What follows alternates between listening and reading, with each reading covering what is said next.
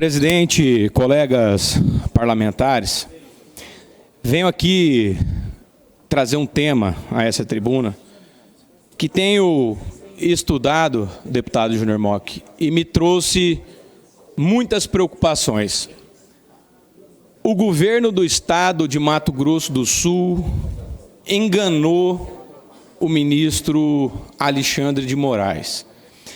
O governo de Mato Grosso do Sul enganou e está enganando o ministro Alexandre de Moraes, a Suprema Corte desse país. Em 2015, numa apropriação indébita dos depósitos judiciais, deputado Rachoca, sacou-se, deputado Júnior Mock, deputado Rinaldo, da conta do jurisdicionado, 1,4 bilhão de reais de um dinheiro que não é do Estado, de um dinheiro que é da parte que calciona-se para garantir a continuidade das ações. Aqui nessa casa, 3 leis foram votadas e nós fomos, à época, aqui dentro dessa casa, deputado Rachoca, criticado por votar contra e oferecer um parecer pela inconstitucionalidade dessas leis. Fato é que as 3 leis bateram no Supremo Tribunal Federal e o óbvio, ululante, para não dizer o óbvio, lulante, né? Porque me parece que houve um certo estelionato daquilo que estava depositado à disposição do jurisdicionado.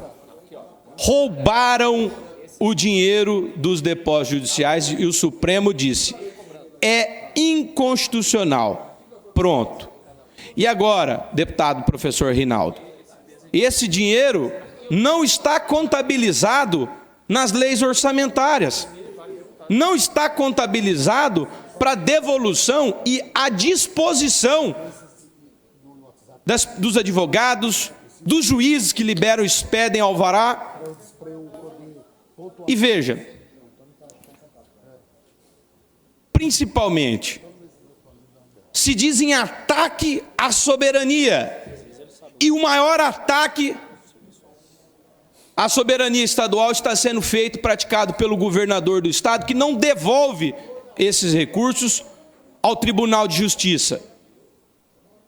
Está eliminando, deputado Rinaldo, deputado Rachoca, a soberania e a jurisdição do tribunal. Por quê? Como faz hoje, se o tribunal quiser, presidente, deputado Júnior Mock, julgar todas essas causas, fazer um mutirão, resolver os processos? Como vai pagar a conta? Da onde vai tirar o dinheiro?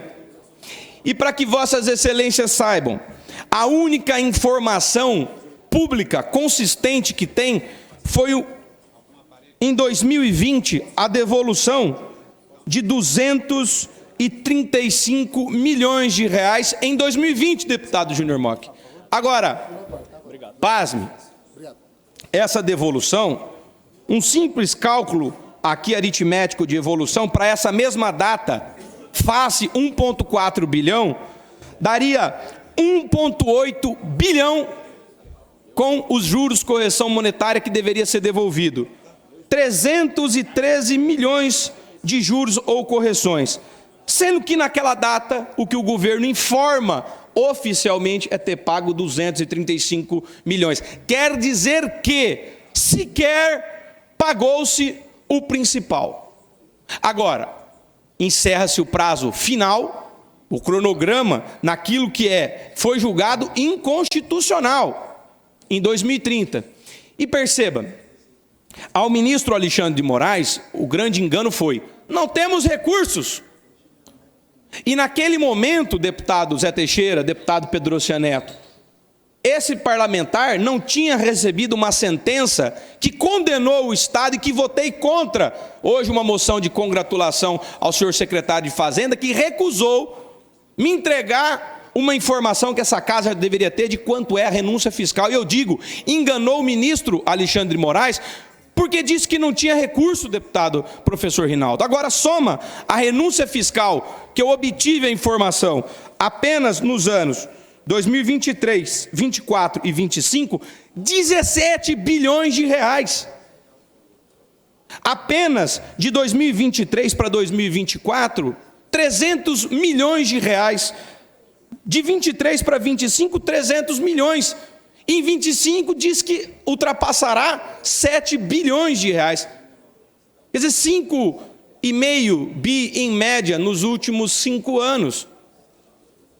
E veja, a nota do governo no decreto de contingenciamento, apesar das agências de publicidade se espalharem, não só pelo governo do Estado, que era um contrato que você pode referenciar aos governos anteriores. Houveram aumentos, aditivos, haverá uma nova contratação. Mas isso se espalhou pelas agências, pelas autarquias, pelas empresas públicas que não tinham contrato de publicidade. E agora estou certificando um pedido de certidão informativa para que nós possamos informar o ministro Alexandre de Moraes de que o governo detém sim de recurso para satisfazer essa conta, de que é preciso, deputado professor Rinaldo, deputado Rachoca, abrir uma rubrica no nosso orçamento para que entre toda a relação dos pagamentos que foram feitos. Por quê?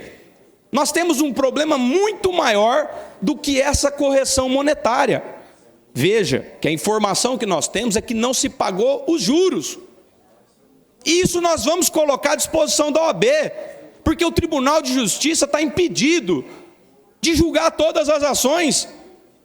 E vocês vão me dizer assim, olha, mas não havia um mecanismo que, se o governo do Estado não dispusesse em 48 horas o recurso, ia ser penhorado à conta do Estado e haveria que dispor? Foi oficiado algumas vezes ao governo, deputado Rachoca. E sabe o que fez o governo? Sem o consentimento e informação dessa casa, bloqueou e transferiu à Justiça recursos provenientes do DETRAN, do Fundersul, do Imasul de multas e do CVMS, IMAP, CESP e Vinhema. 2,5 milhões do DETRAN para pagar essa conta, 15 milhões do Fundersul, 400 mil do Imasul e 7 milhões desse fundo do Vinhema, bloqueados sem nenhum tipo de conhecimento, acredito, dessa casa, porque não concordaria com o empenho e o desvio de um dinheiro que deveria ser para estruturar as rodovias e não as dívidas e a usurpação da soberania do Tribunal de Justiça, de competência e a devolução de recursos que hoje o Estado não tem meios de pagar. E perceba, deputado Rachoca, estarei, deputado Pedrocia Neto, também informando a Secretaria do Tesouro Nacional, porque o decreto de contingenciamento é feito um esforço muito grande para proteger os contratos que o governo quer. Aumentou em julho. Tem agência de publicidade que ganha 80% e 20% repassa. E perceba, olha só, deputado Rachoca, nós temos informações de que essas empresas têm modalidades de recebimento. Na veiculação de anúncio, uma retenção de 15%, 20%.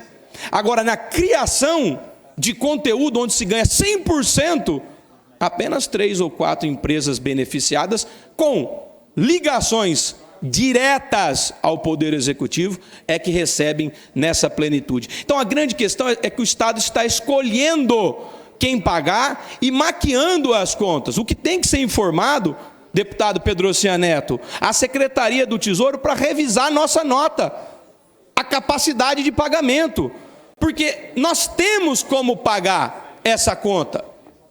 Desde que nós não votemos aqui nessa casa um empréstimo de mais de bilhões de reais, quando em verdade nós temos que pagar uma conta ao Tribunal de Justiça para que seja repassado ao jurisdicionado. Deputado Júnior Mock, pergunto a Vossa Excelência, que advogado é, Vossa Excelência tem o conhecimento, aquela lei que nós aprovamos, eu não estava aqui em 2015, mas que essa casa aprovou em 2015, previu uma forma de devolução desses recursos. Sabe qual é? a taxa da poupança ou a Selic, a que for menor. Adianto a Vossa Excelência porque fiz a pesquisa. Devolverão pela poupança.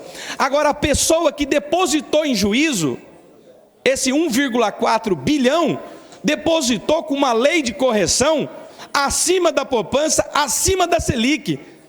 Existem denúncias de pessoas que simulam demandas para que possam receber, tamanho é o rendimento da subconta judicial. Como que fica, deputado Júnior Mock, se esse 1 bilhão o tribunal tem que devolver para o jurisdicionado numa correção extraordinária e o governo colocou numa lei julgada inconstitucional uma correção medíocre? Fraciona-se a isso 20 anos de devolução para o pagamento, vai dar um valor acima do que já está devendo. Quer dizer, o governo não conseguiu, em documentos oficiais e públicos, provar que sequer pagou os juros. Deputado, já tem 12 Para concluir, senhor presidente, imponha-se, deputado Júnior Mock, a correção devida ao jurisdicionado. Passa de bilhão. E pergunto, quando o Tribunal de Justiça tiver que pagar essa correção devida, quem é que vai pagar essa conta? Quem que vai pagar esse pato? Mais uma vez, me parece que essa casa que é quem deve satisfação pelo voto popular ao jurisdicionado, ao povo, ao eleitor. Então, estarei oficiando a todas as secretarias de Estado, Secretaria de Fazenda, Tribunal de Justiça, Tribunal de Contas, para que informe quanto o governo pagou até agora, além das informações que detenho. Obrigado, senhor presidente, colegas parlamentares, é a minha fala.